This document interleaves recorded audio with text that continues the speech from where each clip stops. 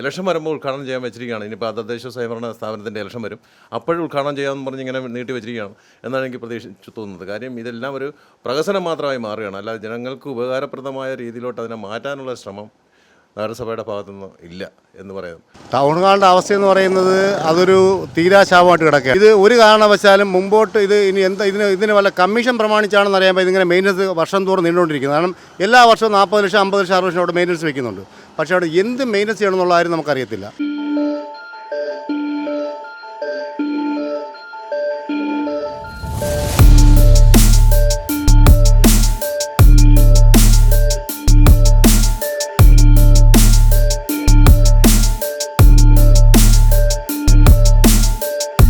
മേഖലയായ വർക്കലയിലെ നഗരസഭ വക ജവഹർലാൽ മെമ്മോറിയൽ ടൗൺ ഹാൾ നവീകരണം പൂർത്തിയാക്കി പുതുവത്സരത്തിൽ ഉദ്ഘാടനം ചെയ്യുമെന്ന വാഗ്ദാനം ഇപ്പോഴും പാഴ്വാക്കായി തുടരുന്നു.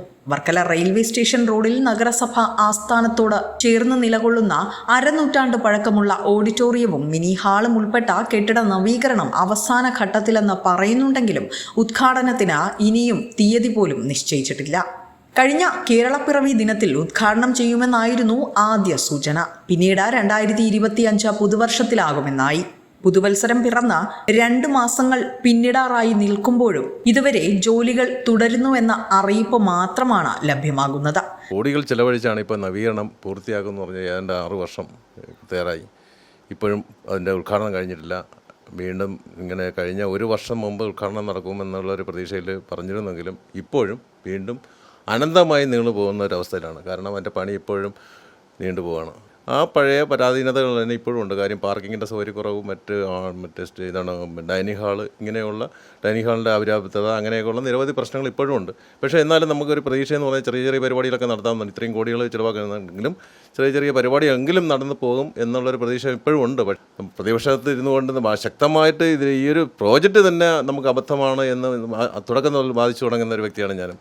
അത് കാര്യം നമുക്ക് വെറുതെ ഇത്രയും ഫണ്ട് ഉപയോഗിച്ച് ഇത് റിനോവേറ്റ് ചെയ്താൽ പോലും ഈ ഒരു പ്രോജക്റ്റ് നമ്മൾ വിജയിക്കുമോ എന്ന് ഒരു സംശയം തന്നെയാണ്. അത് ആ ഫണ്ട് ഉപയോഗിച്ച് നമുക്ക് വേറെ പുതിയ സ്ഥലത്ത് നല്ല രീതിയിൽ ഓഡിറ്റോറിയം കെട്ടി ഇപ്പോഴത്തെ മോഡേൺ രീതിയിൽ ആൾക്കാരുടെ ആവശ്യം അനുസരിച്ച് അവരുടെ ആവശ്യാനുസരണം നമുക്ക് കിട്ടാമായിരുന്നു. അതൊക്കെ കാറ്റിൽ പറത്തിക്കൊണ്ടാണ് നമ്മളിത് ഇത്രയും കോടികൾ മുടക്കി റിനോവേഷന് മുതിർന്നത്. തീർത്തും ജീർണാവസ്ഥയിലായ കെട്ടിടം അടിസ്ഥാന ഘടനയിൽ മാറ്റമില്ലാതെ മുഴുവനായി 2 കോടിയിലധികം തുക ചിലവഴിച്ചാണ് സൗകര്യ വികസനം നടത്തിയിരിക്കുന്നത്. ഓഡിറ്റോറിയം മുഴുവൻ AC ആയാണ് ഉയർത്തിയത്. ഓഡിറ്റോറിയം മുഴുവനും എയർ കണ്ടീഷൻ ചെയ്താണ് നവീകരണ പ്രവർത്തനങ്ങൾ പൂർത്തിയാകുന്നത്. സ്ഥിരം ഇരിപ്പിടങ്ങളാണ് ഉള്ളിൽ സ്ഥാപിക്കുന്നതും. പണ്ട് മുതൽ തന്നെ വർക്കല ടൗണിലെ മിക്ക രാഷ്ട്രീയ സാംസ്കാരിക പരിപാടികളും ഇവിടെയായിരുന്നു സംഘടിപ്പിച്ചിരുന്നത്. മിതമായ നിരക്കിൽ ഓഡിറ്റോറിയം ലഭ്യമായതുകൊണ്ട് തന്നെ സംഘാടകരുടെ ഇഷ്ടകേന്ദ്രവുമായിരുന്നു ഇവിടം. എന്നാൽ കാലാകാലങ്ങളിൽ നവീകരണം നടക്കാതെയും മറ്റും വന്നതോടുകൂടി ടൗൺ ഹാളിൽ നിന്നും ജനം അകന്നു തുടങ്ങി. അതോടെ വലിയ തുക ചിലവാക്കി മുഖം മിനുക്കാൻ നഗരസഭ ഒരുങ്ങി. എൻ്റെ പേര് സലീം. ഞാൻ മൈതാനം വാർഡ് കൗൺസിലറാണ്. കഴിഞ്ഞ പ്രാവശ്യം ഞാൻ കൗൺസിലർ സമയത്ത് നമ്മുടെ കഴിഞ്ഞ ഭരണസമിതി അത് ഒരു പ്രാവശ്യം ലാസ്റ്റ് കൈക്ക് തട്ടിക്കൂട്ടി ഒരു ഉദ്ഘാടനമൊക്കെ നടത്തിയതാണ്. ഓടിച്ചിട്ട് ഉദ്ഘാടനം നടത്തി. അപ്പോൾ ഞങ്ങൾ ചേച്ചിപ്പോൾ ഉടനെ എന്തെങ്കിലും നടക്കുമെന്ന്. പക്ഷേ നിർഭാഗ്യവശാൽ വീണ്ടും അടുത്ത ഭരണസമിതി വന്നു. വീണ്ടും അതിന് മെയിൻ്റനൻസ് തുടങ്ങി. വീണ്ടും ഏകദേശം ഒരു 2 ട്രിപ്പായിട്ട് 80 ഏകദേശം 1 കോടി രൂപയ്ക്കുള്ളിൽ വീണ്ടും അതിന് ചിലവാക്കി.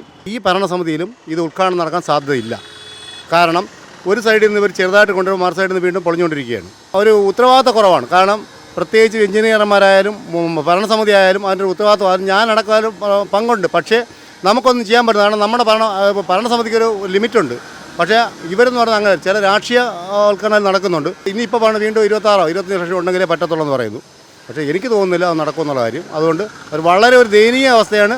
കല്യാണ ചടങ്ങ് നടത്താൻ കൂടി സൗകര്യമൊരുക്കാൻ പാകത്തിലാണ് നവീകരണമെന്നും പ്രവർത്തനങ്ങൾ ഏറെയും പൂർത്തിയായതായുമാണ് നഗരസഭാ അധ്യക്ഷൻ KM ലാജി അറിയിപ്പ് നൽകിയത്.